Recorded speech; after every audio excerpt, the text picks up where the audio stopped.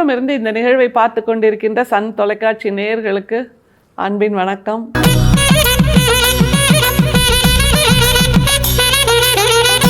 வள்ளல் பெருமான் நமக்கு ஒரு மிகப்பெரிய சித்தாந்தத்தை கொடுத்திருக்கிறார் இல்லையா?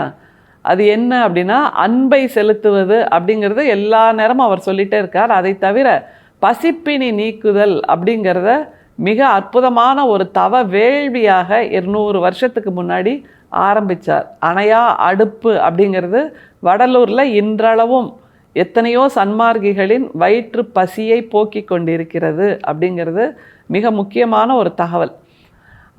இந்த பாடல் நம்ம இன்றைக்கி பார்க்க போகிற பாடல், அந்த வயிற்று பசியை நம்முடைய வள்ளல் பெருமான் என்னவெல்லாம் வார்த்தைகளை சொல்லி அப்படியே கிண்டல் பண்ணுறார். கிண்டலும் கேலியுமா இருக்குது அந்த பாடல் முழுக்க. இந்த பாடலை படிக்கும்போது நம்முடைய ஔவையார் ஒரு பாடலை பாடியிருக்காங்க தெரியுமா? ஒரு நாள் உணவை ஒழியென்றால் ஒழியாய், 2 நாளுக்கு ஏழென்றால் ஏழாய், இடும்பை கூர் என் வயிறே உன்னோடு வாழ்தல் அரிது அப்படின்னு. அதாவது ஒரு நாளுக்கு இன்றைக்கி சாப்பிடாம இரேன் அப்படின்னு சொன்னால் வயிறு சாப்பிடாம இருக்காது. சரி, ஒரு வேளையில் 2 வேளைக்கு சாப்பாடை சாப்பிட்டு முடித்து பத்திரமா உள்ளே வச்சுக்கோ அப்படின்னாலும் அது இருக்காது. அந்தந்த வேளைக்கு பசிப்பது என்பது ஒன்று மட்டும்தான் வயிற்றுக்கு தெரியுது. அதனால் என் நோவரியாய் அப்படின்னு வேற ஔவையார் சொல்லுவாங்க. அந்த அளவுக்கு வலி கொடுக்கின்ற, தன் இஷ்டத்துக்கு ஆடுகின்ற ஒரு உறுப்பாக நம்முடைய வயிறு இருக்குது. அதனுடைய உணர்வாக பசி இருக்குது அப்படிங்கிறத எல்லா காலத்திலும் படைப்பாளர்கள், சிந்தனையாளர்கள், உழைப்பாளர்கள் எல்லாருமே பேசிட்டு தான் வந்திருக்கோம். அந்த வகையில் வள்ளல் பெருமான் இந்த பசி என்கின்ற அந்த உணர்வை நீக்குதல் தான் அன்பு செலுத்துவதற்கு, பெருங்கருணை செலுத்துவதற்கான முதல் படி அப்படிங்கிறார். முதல் படி மட்டுமல்ல, முற்றிலும் இருக்கின்ற பாதையெல்லாம் அந்த படிதான் இருக்கிறது அப்படிங்கிறது வள்ளல் பெருமான் சொல்கிறாரு. இந்த பாடல் முழுக்க நகைச்சுவையோடு, எள்ளல் சுவையோடு நம்முடைய வள்ளல் பெருமான் பாடலை எழுதுகிறார் அப்படிங்கிறத பார்க்கணும். அதை தாண்டி அந்த பசி என்கின்ற உணர்வு என்னவெல்லாம் பண்ணும் மக்களை அல்லது உயிரினங்களை அப்படிங்கிறதையும் கூர்ந்து கவனிக்கலாம். பாடலை பார்க்கலாமா? பசி எனும் ஓர் பெரும்பாவி பயலே, துன்பெனும் ஓர் படுபாவி பயலே, ஆபத்தெனும் பொய்ப்பயலே, வசியவத்தை கடைப்பயலே, தடைப்பயலே, இடராம் வன்பயலே, நீவீர் எலாம் என் புடை நில்லாதீர், நசிய உமக்கு உளமுளதோ, இக்கணத்தே நீவீர் நடந்து விரைந்து ஓடுமீனோ, நாடறியா வனத்தே கசியும் வனத்தெனை அறியீர், சிற்சபையில் விளங்கும் கடவுள் மகிழ்ந்தளித்த தனி கதிர்பிள்ளை நானே. தத்துவ வெற்றி அப்படிங்கிற பகுதியில் 4852வது பாடலாக 6ஆம் திருமுறையில் இருக்குது. அதாவது அந்த பசி என்கின்ற உணர்வை என்னெல்லாம் வார்த்தை சொல்லி கிண்டல் பண்ண முடியும், கேலி பண்ண முடியும் அப்படிங்கிறத அடுக்கிறார். இதில் நம்ம வியக்க வேண்டிய ஒரு விஷயம், பசி என்கின்ற அந்த உணர்வை தாண்டி வள்ளல் பெருமானிடம் எடுக்க எடுக்க குறையாத அமுத சுரபியாக வார்த்தைகள் கொட்டிக்கிட்டே இருக்குது.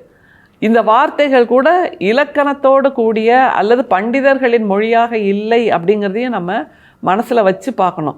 இந்த வார்த்தைகள்லாம் சொல்லும்போது இது எல்லாருக்குமே புரிகிற வார்த்தைகள் தானே? இல்லை, திரும்ப பாருங்களேன், எத்தனை பயலேன்னு அடுக்குகிறார் பாருங்கள் நம்முடைய வள்ளல் பெருமான். பசியனும் ஒரு பெரும்பாவி பயலே, இது இயல்பான ஒரு வார்த்தை தானே. பசிங்கிறது ஒரு பெரும்பாவி பயல். ஏன்னா அது சொல்கிற பேச்சே கேட்க மாட்டேங்குது. அது வந்துடுச்சுன்னா நம்மை ஆட்கொள்ளுகிறது, நம்முடைய செயல்களை எல்லாம் செய்ய முடியாமல் போயிடுது, சிந்தனை செய்ய முடியாமல் போயிடுது, எல்லார்கிட்டையும் சல்லுன்னு விழற மாதிரி வைக்கிது. அந்த நேரத்து பசிக்கு உடனே ஏதாவது ஒன்றை சாப்பிட்டே ஆகணும். பசிக்கின்ற வயிற்றுக்கு ரொட்டி தான் தெய்வம் அப்படின்னு சொல்லும்போது, அந்த ரொட்டியோ உணவோ ஒரு பருக்கை சோறோ கிடைக்கலைன்னா அந்த வயிறு நம்மை பாடாய்படுத்துது.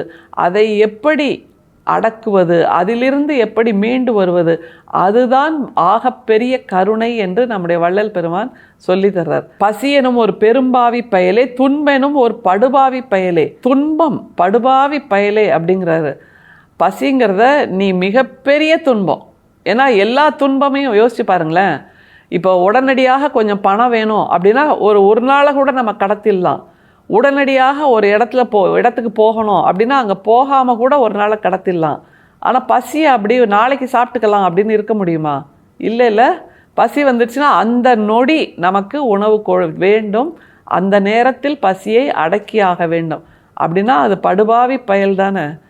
அதை தான் சொல்றார் வள்ளல் பெருமான். அடுத்தது ஆபத்தெனும் பொய்ப்பயலே, அது வேற இன்னும் அழகா சொல்ல, ஆபத்து எனும் பொய்ப்பயலே. இவர் அப்படி செல்லம் கொஞ்சிற மாதிரி சொல்றாரு ஒவ்வொன்றா, படுபாவி பயலே, பொய்ப்பயலே அப்படின்னு எல்லாம். இது ஒரு மிகப்பெரிய ஆபத்து இல்லை? ஏன் அது ஆபத்து?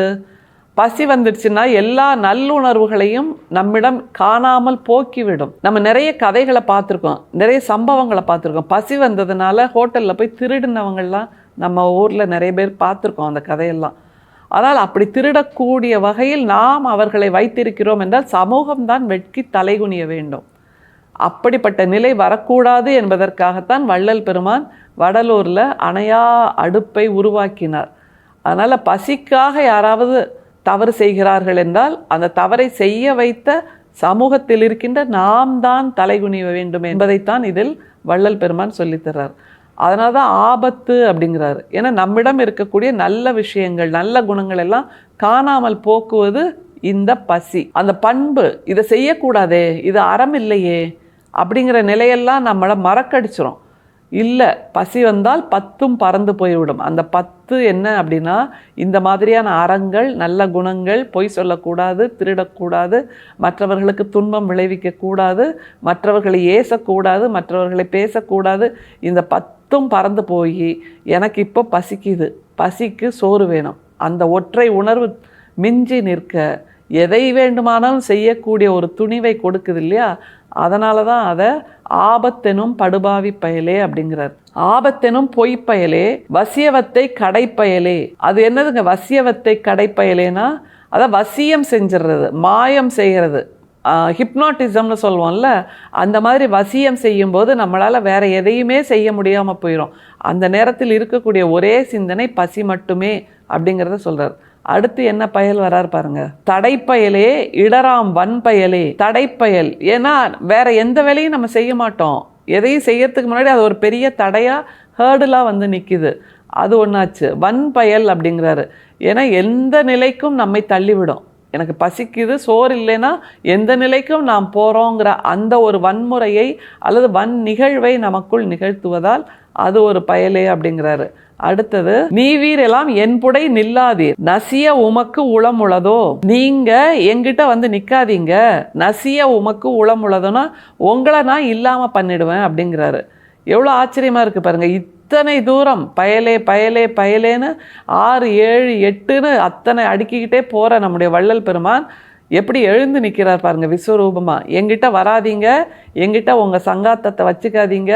எப்படி அப்படின்னா அடுத்தது சொல்றார், இக்கணத்தே நீவீர் நடந்து விரைந்து ஓடுமினோ. இப்பவே நீங்க நடந்து ஓடுறீங்களா தெரியல, ஓடி போறீங்களா தெரியல, ஏதோ ஒன்று பண்ணி என்கிட்டேருந்து காணாம போயிடுங்க, என் கண்ணு முன்னாடி நிற்காதீங்க. சரி, எங்க போகணும்? அவங்க ஓடி எங்க போயிடணுமோ அதையும் சொல்றார் பாருங்க. நாடறியா வனத்தே, அது நாடா இல்லை ஊரா அப்படின்னு தெரியலை, அந்த இடத்துக்கு ஓடிப்போ, இல்லை வனத்துக்கு ஓடிப்போ, காட்டுக்கு ஓடிப்போ, ஆனால் கண்ணு முன்னாடி நிற்காத அப்படிங்கிறார். ஏன் அப்படியா அப்படின்னா இவர் என்னவாக இருக்கிறார் அப்படிங்கிறதா மிக முக்கியம். கசியும் மனத்தினை அறியீர், சிற்சபையில் விளங்கும் கடவுள் மகிழ்ந்தளித்த தனி கதிர்பிள்ளை நானே. கசியும் மனத்தினை அறியீர் அப்படிங்கிறாரு. என்ன கசிதான் அவர் மனசுல? கருணை கசிகிறது, அன்பு கசிகிறது. அதனால் அந்த பசி என்கின்ற அரக்கனை, பாவி பயலை இல்லாமல் ஆக்கியிருக்கிறேன். அப்படி ஒரு இறை அருள் எனக்கு கிடைத்திருக்கிறது. அதன் மூலம் இந்த பசியை, அந்த அரக்கனை, அந்த படுபாவி பயலை நான் ஊரை விட்டு, நாட்டை விட்டு, காட்டை விட்டு விரட்டி விட்டேன் அப்படிங்கிறார். இதுதான் மிக பெரும் கருணை, ஆகப்பெரும் கருணை. இந்த கருணையினால்தான் அவர் இன்றளவும் நம்மால் கொண்டாடப்படுகிறார். அதனால் பசியாற்றுவது மட்டும்தான் உலகத்திலேயே மிகச்சிறந்த தானம் எது என்றால் அன்னதானம் மட்டும்தான் என்பதை நம்முடைய வள்ளல் பெருமான் நமக்கு உணர்த்துகிறார்.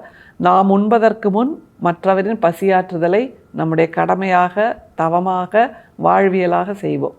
அருட்பெரும் சோதி, அருட்பெரும் சோதி, தனிப்பெரும் கருணை, அருட்பெரும் சோதி. மீண்டும் சந்திப்போம். நன்றி, வணக்கம்.